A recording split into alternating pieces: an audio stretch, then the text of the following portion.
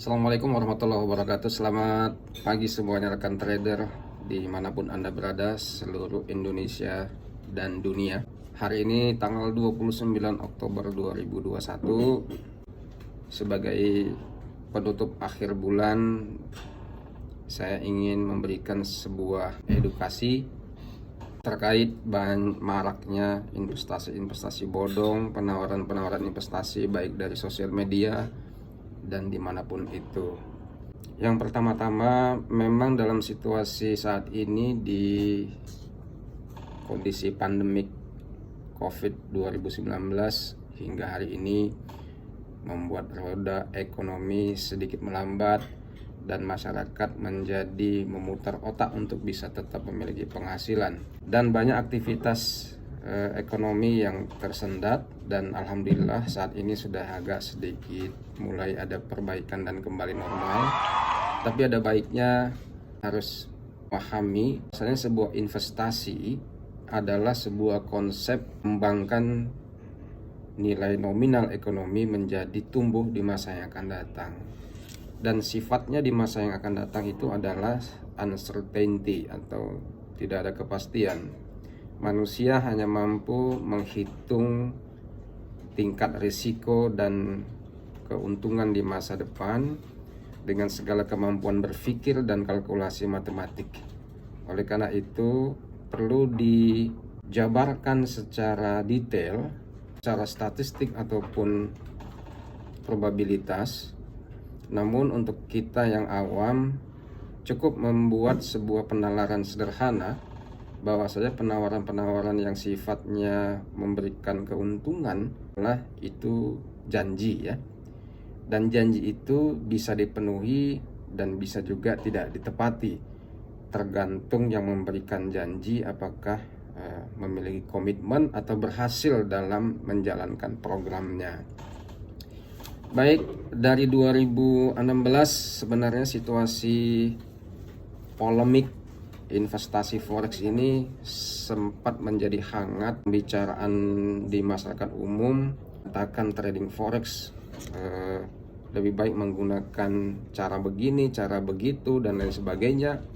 Namun ujung-ujungnya terjadi sesuatu yang mengecewakan dan menyerap dana masyarakat begitu besar dan memberikan resiko jelek kepada bisnis ini. Teman-temanku dimanapun Anda berada, perlu diketahui bersama bahwasanya penawaran-penawaran yang diterima, pertama kita harus membandingkan dan membuat kajian mana perusahaan yang masih umurnya jagung dan mencoba memberikan penawaran yang begitu masif dan sporadis dalam tingkat keuntungan. Bandingkan dengan perusahaan pialang yang sudah sepuh, yang usia perusahaan ini sudah lebih dari 6 tahun ya. Di Indonesia banyak sekali perusahaan-perusahaan futures yang umurnya sudah lebih dari 6 tahun bahkan sampai puluhan tahun. Dan perusahaan-perusahaan yang sekaliber memiliki usia atau jam terbang lama ini juga harus diuji kompetensi likuiditas perusahaannya dan diaudit oleh pemerintah dan badan regulasi tertentu. Itu saja pun harus melewati fase-fase yang agak ketat ya, apalagi perusahaan-perusahaan yang umurnya masih baru kemudian mencoba menggrab pasar dan menawarkan kepada Anda bentuk investasi dan penawaran yang sejenis yang katanya memberikan keuntungan. Baik, di sini saya akan coba jelaskan. Pertama ada namanya kasus Mia ya. Di Medan juga ini sempat menggelora informasi ini. Bahkan saya sendiri sempat ditantang oleh 5 petinggi ataupun manajer investasi Mia bahwasanya di tempat kita tidak menguntungkan. Saya mengatakan bahwasanya kita tidak memberikan janji keuntungan, tapi profitabilitas itu bisa dicapai dengan kemampuan dan kapabilitas trader dalam menganalisa pasar, menempatkan sejumlah portofolio modal untuk ditransaksikan, menghitung segala kemungkinan besar kecil resiko, Dan jika Anda begitu mahir dalam memanage resiko, maka keuntungan itu dengan sendirinya akan terakumulasi.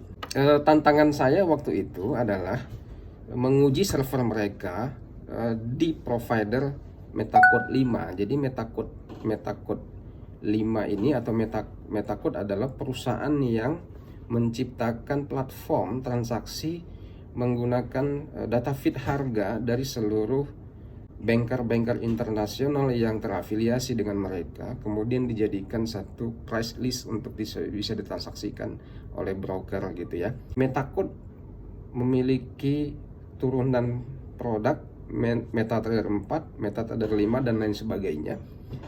Dan itu umurnya sudah puluhan tahun berada di muka bumi ini. Jadi ketika mereka memiliki sebuah platform baru dengan label perusahaan baru, menawarkan investasi dan lain sebagainya, sebenarnya data harganya itu originalnya sebenarnya sama gitu ya. Tapi konsep pengembangan bisnisnya adalah bagaimana ini menarik sehingga orang terus ikut dengan cara menampilkan segala bentuk promosi dengan keuntungan yang ditampilkan, dan itu membuat orang semakin percaya dan ikut gitu. Ternyata di balik itu skemanya adalah money level marketing, member get member. Keuntungan yang didapat dari hasil transaksi tidak sepadan dengan penghasilan hierarki dari manajemen multi levelnya.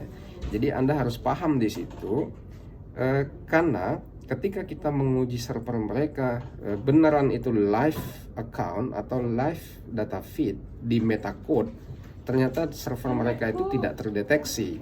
Jadi teman-teman juga nanti bisa diskusi dengan saya bagaimana mendeteksi server sebuah perusahaan pialang atau perusahaan futures di MetaCode resmi harganya itu tidak dimanipulatif.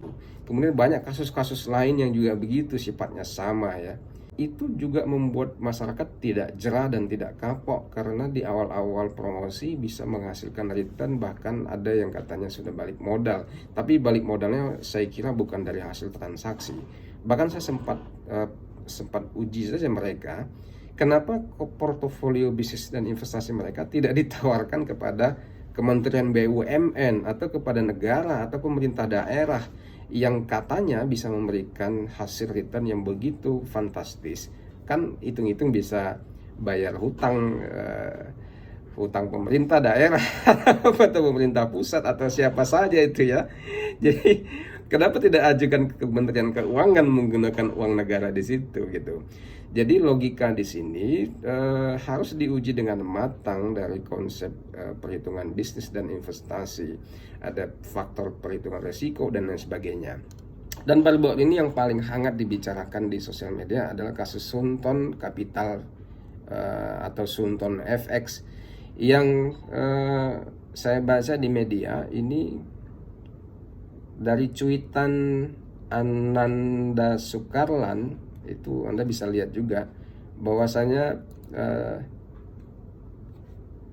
menyatakan dengan jelas, Ananda Sukarlan mengatakan, aku ikut sedih untuk kalian yang sudah tertipu investment Sunton Capital. Dimengerti sih, iming-iming profit gede banget, padahal ini money game. Ya ikut aja, padahal hidup jadi nggak tenang. Mantengin terus, takut kabur sebelum kalian ambil duit pokoknya. Kemudian tanggal 16 Oktober Ananda Sukarlan menyebutkan lagi, terus Instagramnya juga hilang dan suntonfx.id langsung gembok IG-nya. Dulu janji profit 5-20% sehari. Itu gimana mungkin coba? Dikasih enak dulu berapa bulan, begitu masuk bulan kesekian sistemnya, maintenance-nya enggak berjalan, tapi tetap bisa deposit, bahkan dikasih bonus 10%. Nah makanya kalau mau invest, pastikan perusahaannya jelas, founder dan direkturnya siapa-siapa aja, gedung-gedungnya dan kantornya di mana. Aku sih taruh duitku di SmartX. Aku juga udah nggak percaya sama bank karena nilai returnnya kecil. Itu jelas banget, profit nggak janji gede-gede, kadang loss, kadang profit ya tergantung market, tapi jelas. Excited ya. Jadi teman-temanku juga, penawaran-penawaran yang Anda lihat di media sosial harus dikaji dan dianalitik dan ditelisik seluruh detail bentuk transaksinya, instrumennya, nominal quantity unit yang disertakan. Kadang-kadang nggak masuk akal ya. Saya kasih penjelasan sederhana dulu di sini. Misalkan begini ya. Jadi di forex ada namanya kontrak reguler dengan standar satu lot senilai 100.000 US dollar. 100.000 US dollar means berarti dalam kurs kita katakan dengan fixed rate 10.000, berarti nilai uangnya adalah 100.000 US dollar kali 10.000, berarti nilainya 1 miliar. Ya, 1 miliar untuk satu lot. Nah, karena menggunakan margin itu kayak DP ya. Jadi kalau kita beli rumah DP 10%, nilai rumah 1 miliar, berarti DP-nya 100 juta. Jadi istilahnya itu margin gitu ya. Jadi satu lot untuk reguler atau kita transaksi di bank draft atau di bank note, satu lot itu nilainya 100.000 US dollar.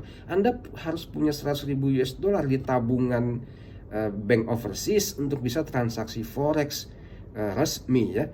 Karena menggunakan margin yang bisa menjangkau seluruh lapisan masyarakat dan direkayasa secara financial engineering menggunakan leverage ya. Leverage 1:100, artinya Anda hanya membutuhkan 1% dari 100% modal. Kalau 100.000 dolar untuk satu lot, berarti leverage 1:100 sama dengan 1.000 US dollar. Itu leverage-nya 1:100.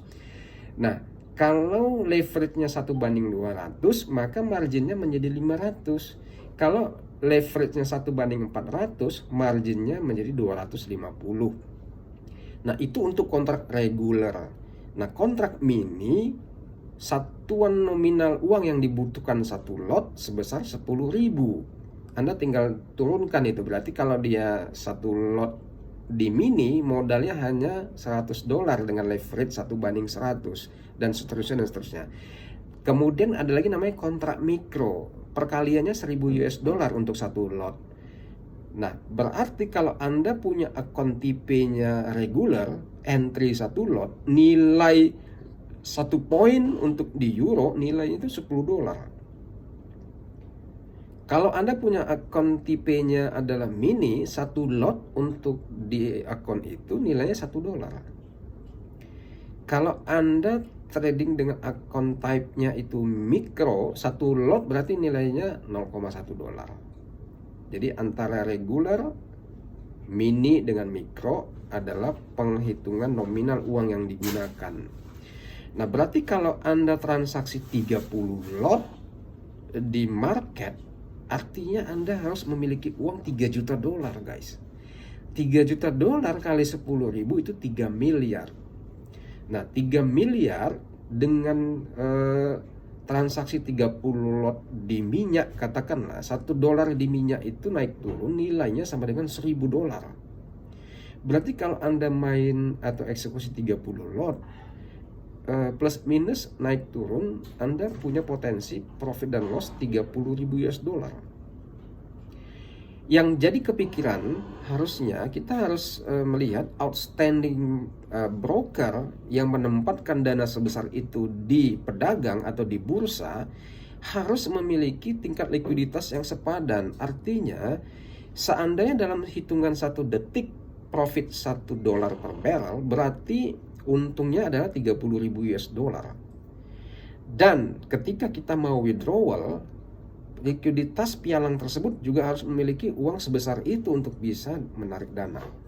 Oke, percayakah Anda ketika likuiditas perusahaan pialang ini tidak berimbang dengan jumlah trader yang memiliki persentase profit rata-rata itu 60% saja.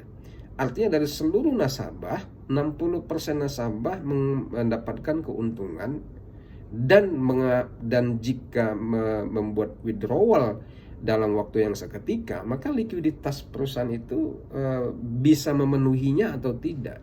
Oleh karena itu, Badan Pengawas Perdagangan Berjangka Komoditi Indonesia selalu memantau likuiditas perusahaan pialang di lembaga clearing ya. Di Indonesia lembaga clearingnya ada 2, KBI dan ICH. Singkatan itu nanti Anda bisa lihat di Google ya.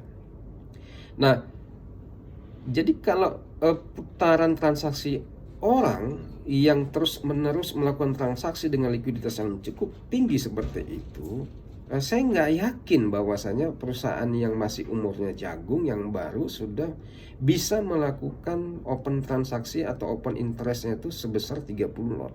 Sedangkan perusahaan pialang nomor 1 di Indonesia saja pun maksimal transaksi yang bisa dieksekusi adalah 50 lot maksimal ya. Jadi kalau misalkan berkali-kali begitu, bursa juga akan menanyakan tingkat likuiditas pialangnya.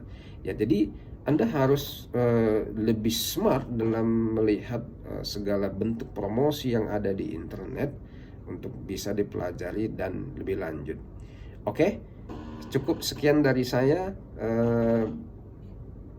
Next kita akan diskusi lagi dan membahas topik-topik hangat lainnya. Sampai jumpa semuanya. Salam hangat dari saya, Om Fau kalau punya banyak. Fauzi juga boleh. Oktober ini curah hujan akan semakin tinggi. Jaga kesehatan, tetap hangatkan badan dengan berolahraga, minum minuman yang hangat. Ya, sampai jumpa dan sukses untuk semuanya. Terima kasih.